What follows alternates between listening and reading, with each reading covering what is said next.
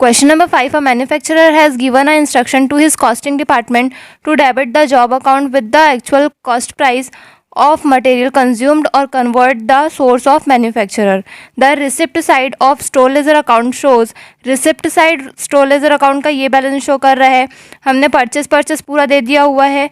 600 quantity purchase किया है 2 रुपये 25 पैसा में. 300 परचेस किया है 2 रुपये 50 पैसा में. 700 क्वांटिटी परचेस किया है 2 रुपये 30 पैसे में. और 900 क्वांटिटी परचेस किया है 2 रुपये 20 पैसे में. इसके साथ ही ये बता दिया गया है कि इशू उन्होंने किया है सबसे पहले 300 क्वांटिटी, उसके बाद 950 और उसके बाद 400. एट व्हाट प्राइस पर article should be each of the issue to debit to the job cost account. तो हमको इसको फीफो मेथड से बनाना है. Store ledger account FIFO basis पे हम बना रहे हैं. जनवरी 2000 जो भी यहाँ पे सन दिया रहेगा क्वेश्चन में वो हम लिखेंगे. इसमें 4 कॉलम बनते हैं, एक डेट का, एक रिसिप्ट का, एक इशू का और एक बैलेंस का. रिसिप्ट और इशू में 3 कॉलम और बनते हैं क्वांटिटी रेट अमाउंट का. इसमें भी सेम क्वांटिटी रेट अमाउंट का. और बैलेंस में बनता है क्वांटिटी और अमाउंट का. सबसे पहले हमने इशू किया 600 क्वांटिटी का 2 रुपये 25 पैसा के हिसाब से. तो इसको जब इंटू करेंगे 2 रुपये 25 पैसा को 600 से तो आ जाएगा 1350. अब हमने यहाँ पे हम जैसे जैसे हमारे पास क्वांटिटी आ जाएगा तो हम उसके बाद इशू भी करते जाएंगे. तो सबसे पहले इशू किया था उसने 300, तो 300 इशू कर देंगे. अभी हमारे पास 2 रुपये 25 पैसा वाला ही अवेलेबल है तो हम 2 रुपये 25 पैसा से ही इशू करेंगे. तो 300 इंटू 2 रुपये 25 पैसा करेंगे तो आ जाएगा 675. अब 600 में से 300 क्वांटिटी अपन ने बेच दिया तो अपन के पास बचा कितना 300 और इसका अमाउंट कितना है 675. तो वही हम यहाँ पे लिख देंगे.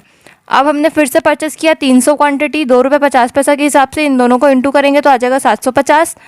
तो हमारे पास 300 क्वांटिटी पहले से था तो उसको अपन लिख लेंगे. और अभी हमने न्यू परचेस किया ये वाला तो उसको भी अपन लिख लेंगे. मतलब अपन के पास अब ये 2 क्वांटिटी हो गया. अब हमको क्योंकि इसके बाद इशू करना है 950, अभी हमारे पास सिर्फ 300 और 300 600 ही है तो हमको और पहले परचेस करने वाले का एंट्री करना पड़ेगा. तो 700 हमने फिर से परचेस किया है 2 रुपये 30 पैसे के हिसाब से. इंटू करेंगे तो आ जाएगा 1610. अब हमारे पास ये दोनों तो पहले से था 300 मतलब कि जिसका अमाउंट था 675 और 775 तो इनको पहले लिख लेंगे और न्यू जो अपन ने परचेस किया उसको नीचे लिखेंगे. अब हमको इशू करना है 950. तो क्योंकि ये first in first out basis पे हम कैलकुलेट कर रहे हैं तो सबसे पहले हमारे पास ये वाला था जिसका रेट था 2 रुपये 25 पैसा. तो हम 300 ये वाला पहला पूरा इशू करेंगे 2 रुपये 25 पैसा के हिसाब से तो आ जाएगा 675. अब फिर से हमको इशू करना है तो आप सेकंड वाला इशू करेंगे. इसका रेट था 2 रुपये 50 पैसा तो इंटू करेंगे तो यहाँ पे आ जाएगा 750. अब अपन ने 600 इशू कर दिया, अपन को करना था 950 तो माइनस करेंगे तो अपन का और कितना इशू करना है, अपन को 350 और इशू करना है. तो 350 इंटू अब लास्ट वाला हमारा रेट था 2 रुपये 30 पैसे का तो इसको हम इंटू करेंगे 2 रुपये 30 पैसे से 350 को तो आ जाएगा 850. तो ये हमने टोटल इशू कर दिया.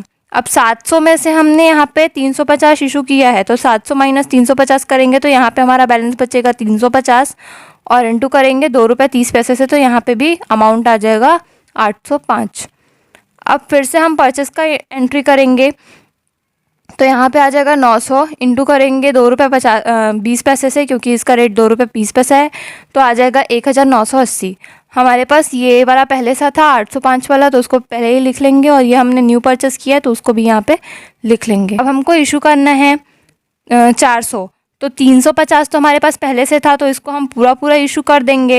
ये 2 रुपये 3 पैसे का हिसाब से था तो ये पूरा इशू हो गया. और ये लास्ट वाले में से अपन से 50 क्वांटिटी इशू करेंगे और इसका रेट था 2 रुपये 20 पैसा तो इंटू करेंगे 2 रुपये 20 पैसा से 50 का तो आ जाएगा 110. अब हमने क्योंकि 900 में से जब 50 माइनस कर देंगे तो बैलेंस यहाँ पे बचेगा 850 और इसका रेट था 2 रुपये 20 पैसा. इंटू करेंगे तो आ जाएगा 1870. यही हमारा क्लोजिंग अकाउंट होगा.